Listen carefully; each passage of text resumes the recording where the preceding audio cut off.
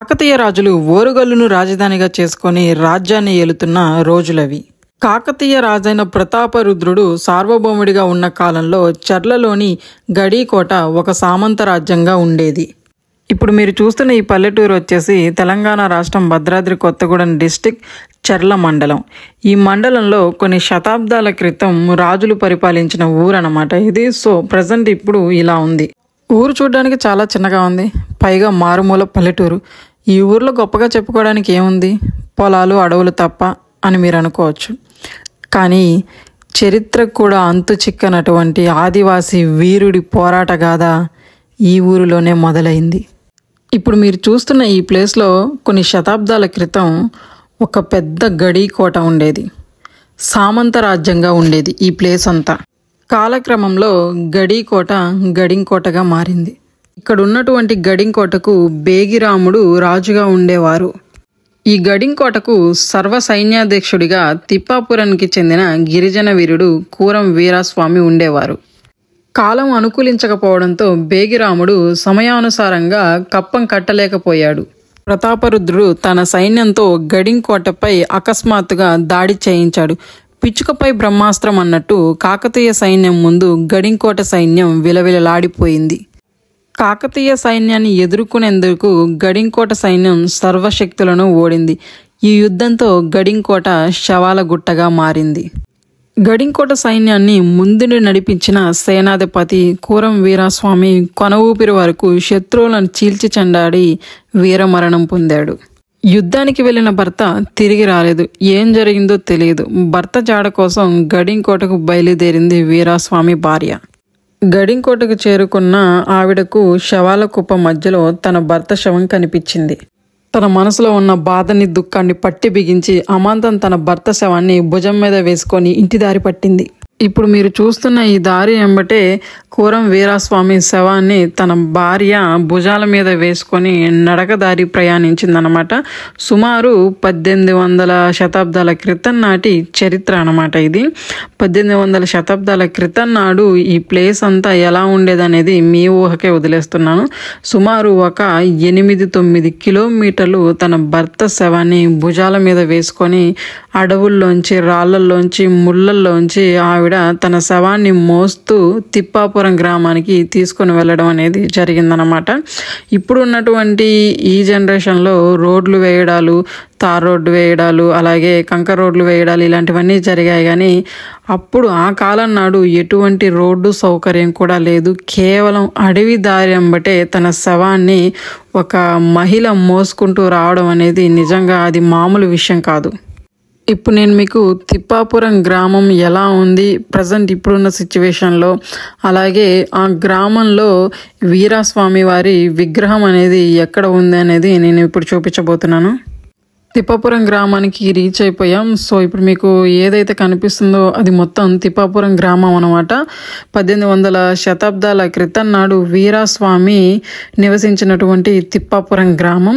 So ఇక్కడ ఉన్నటువంటి ఈ ఊర్లో నాకు తెలిసిన కొంతమందిని నేను ఈ ఆర్టికల్కి సంబంధించినటువంటి విషయాన్ని అడగంగా, సో అక్కడ ఒక బ్రదర్ నాకు ఈ తిప్పాపురం గ్రామంలో జరిగినటువంటి సంఘటన తెలియజేశాడు. అండ్ అలాగే తిప్పాపురం గ్రామంలో నివసించేటటువంటి వీరాస్వామి వారి గుర్తులు ఎక్కడ ఉన్నాయి అనేటివి ఆయన నాకు చూపిస్తున్నాడు అనమాట. ఇప్పుడు రోడ్ చూస్తున్నారు కదా ఎంత భయంకరంగా ఉందో. మట్టి రోడ్డు, వర్షం పడడం కారణం చేత రోడ్డు మొత్తం జారిపోతుందన్నమాట. సో చాలా రిస్క్ తీసుకొని ఈ ప్లేస్కి వచ్చి షూట్ చేయడం అనేది జరిగింది. మీకు ఈ విషయాన్ని తెలియజేయాలి అన్న ఉద్దేశంతో. ఎందుకంటే ఈ స్టోరీ అనేది చాలా మరుగున పడిపోవడం కాదు, అసలుకి హిస్టరీలో లేనటువంటి స్టోరీని నేను మీకు ఇప్పుడు పరిచయం చేస్తున్నాను అనమాట.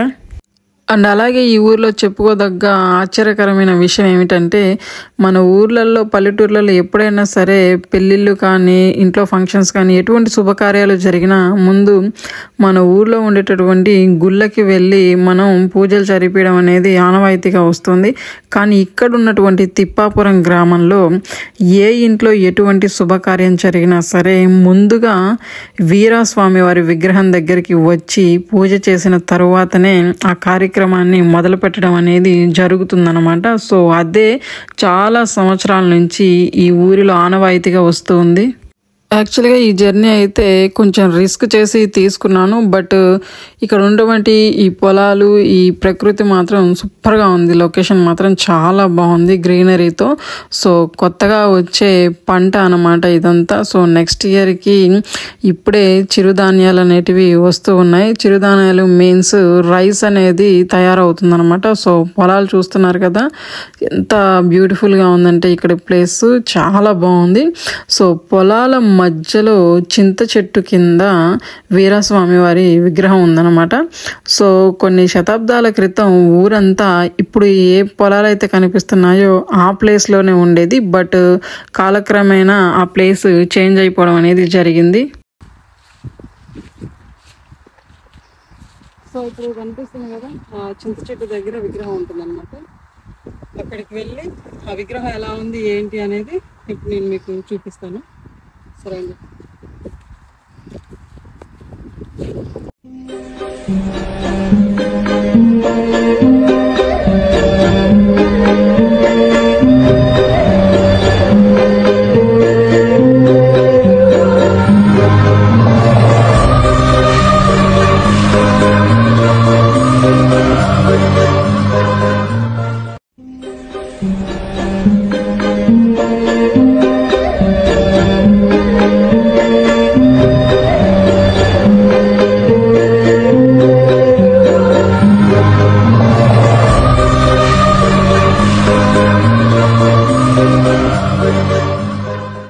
చరిత్ర కందని ఆదివాసీ వీరుడు కోరం వీరాస్వామి విగ్రహం ఇది.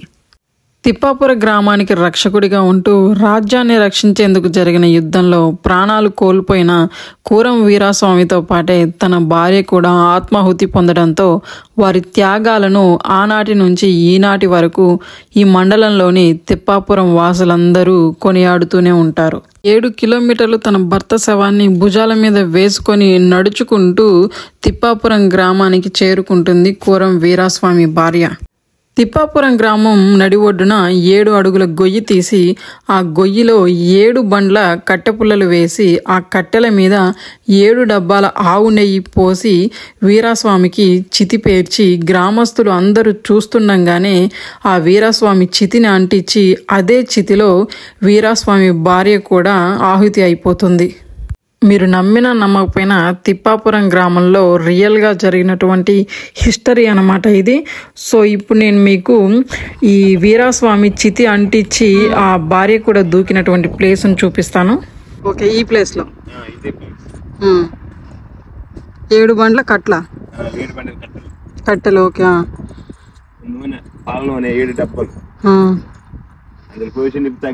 ఇప్పుడు గడింకోట నుంచి ఇక్కడికి తిప్పాపురానికి ఎన్ని కిలోమీటర్స్ వస్తుంది? 6 కిలోమీటర్లు ఓన్లీ భుజం మీద ఎత్తుకొని ఆయన శవాన్ని తీసుకొచ్చి ఇక్కడ పేర్చింది అనమాట. ఆవిడ కూడా సజీవంగా దహనం అయిపోయింది. ఇదే ప్లేస్.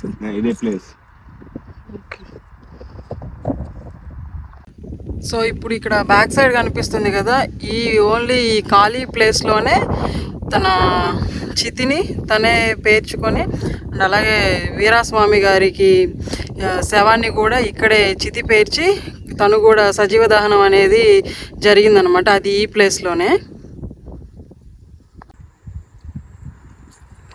ఇప్పుడు ఈ తిప్పాపురం గ్రామంలో ఇన్ని పొలాలు ఉన్నాయి కదా, సో మొదటి పంట అనేది ఇక్కడికి తీసుకురావడం అనేది జరుగుతుందా? తీసుకొచ్చి ఏం చేస్తారు? నైవేద్యం పెడతారు. ఓకే, మరి పెళ్లిళ్ళు ఇలాంటివి జరిగినప్పుడు దేనికైనా కూడా ఇక్కడ వచ్చేసి కొబ్బరికాయలు కొట్టేసి పూజ చేసి అంటే ఒక దేవుడి లాగా అన్నమాట ఈ ఊర్లో వాళ్ళకి. ఈ విగ్రహం అనేది వీరాస్వామి అనేది ఒక దేవుడి లాగా మీరు కొలుస్తారు ఈ గ్రామస్తులు మొత్తం. ఒకవేళ అంటే ఏదన్నా పెళ్లిళ్ళు కానీ ఏమన్నా ఇంట్లో పండగలు కానీ ఏమన్నా జరిగినప్పుడు ఒకవేళ ఇక్కడ మొక్కకపోతే ఏం జరుగుతుంది? చెడు అంటే ఏదో ఒక సమస్య అనేది క్రియేట్ అయింది. కంపల్సరీగా వచ్చి మాత్రం ఇక్కడ మొక్కులు అనేవి మొక్కుకోవడం అనేది జరగాల్సిందే ఎవరైనా సరే ఈ ఊర్లో. దొంగలేవో పడితే వీరస్వామి గారు చెప్పేవారనేసి అని విన్నాను నేను. ఇంత ముందు అంటే దొంగలు ఏమైనా పడతామంటే ఇంత ముందు పిలిచేదంట, దొంగలు వస్తారు లేగనని పిలిచేదంట ఊర్లో. అంటే ఆయన ఆత్మ అనేది చెప్పినట్టు అర్థమయ్యేది ఈ గ్రామంలో. ఇంకా అయితే బాగా ఈ ఊర్లో బాగా వేటకు పోయేదంట. అప్పుడు వేటకు పోతే అడవిలో వేటకు పోయేదంట.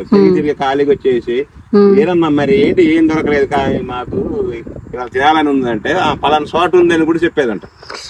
ఆత్మ ఆయన ఆత్మ వేటకు ఎవరైతే వెళ్తారో వాళ్ళకి ఏదన్నా వేట దొరకపోతే చెప్పేవాడు అనమాట.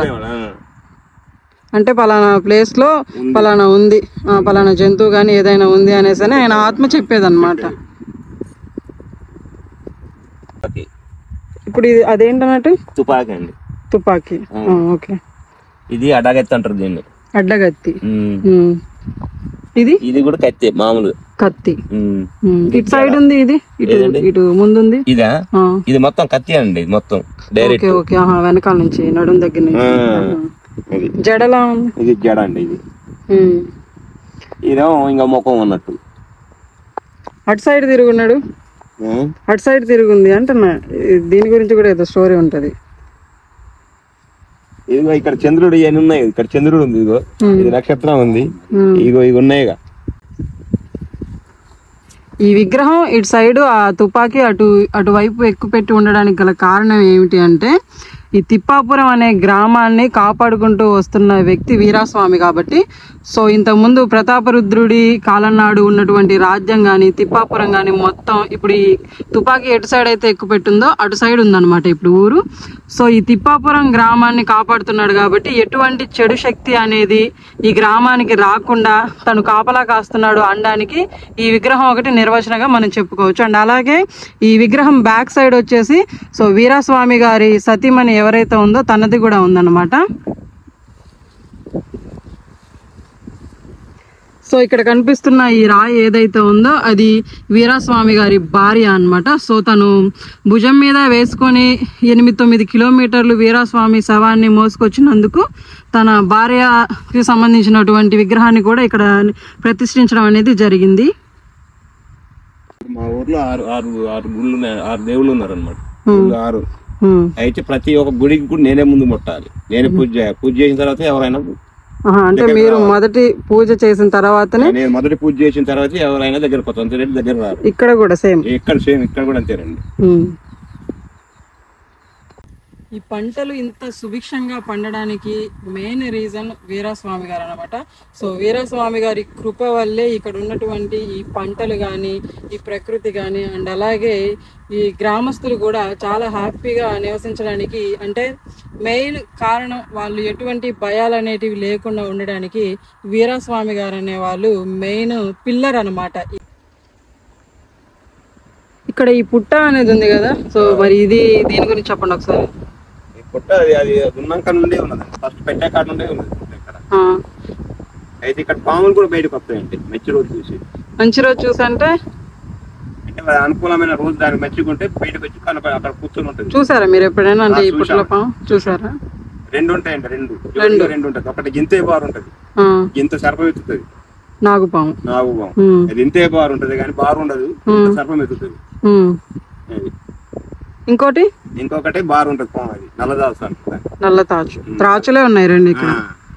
ఓకే. అంటే ఇంకా ఈ కోరం వీరాస్వామి తన భార్య అన్నట్టు ఒక విధంగా చెప్పుకోవాలి. అంటే ఇంకా వాళ్ళిద్దరు అన్నట్టే ఇక్కడ తిరుగుతూ ఉంటారు, అంటే పాము రూపంలో తిరుగుతూ ఉంటారు అన్నట్టు.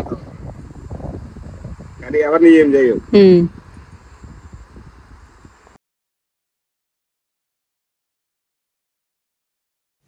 ఈ జర్నీ మొత్తంలో నాకు ఒక విషయం అర్థమైంది ఏమిటంటే, ఈ గ్రామస్తులు ఈ కోరం వీరాస్వామిని ఒక గ్రామ దేవతలాగా కొలుచుకుంటున్నారనమాట. సో ఎటువంటి ఎకేషన్స్ కానీ వారికి సంబంధించినటువంటి ఎటువంటి పండగ ఎటువంటి శుభకార్యాలు అశుభాలు జరిగినా సరే ఈ గుడికి వచ్చి మొక్కుకుంటే వాళ్ళకి మంచి జరుగుతుందనేసని ఈ ఊరి ప్రజలందరూ నమ్ముతున్నారు.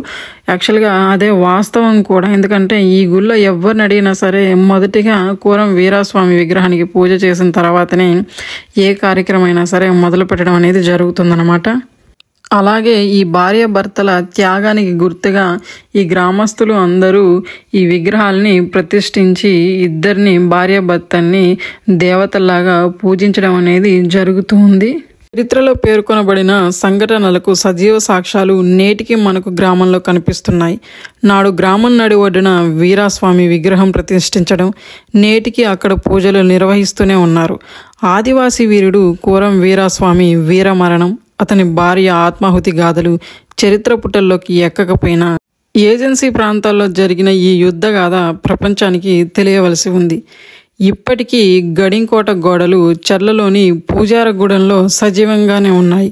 ఈ కోటలో నాటి రాజులు నిర్మించిన శివాలయం శిథిలావస్థకు చేరుకున్న దాన్ని కొత్తగా నిర్మించడం అనేది జరిగింది. అండ్ అలాగే చరిత్రలో లేనటువంటి వీరుడికి సంబంధించినటువంటి స్టోరీ గురించి, సో వీరాస్వామి గారి స్టోరీ మీకు నచ్చినట్టయితే ఒక చిన్న లైక్ అనేది చేయండి. సో ఇలాంటి మరిన్ని ఇంట్రెస్టింగ్ వీడియోస్తో మీ ముందుకు వస్తూ ఉంటాను.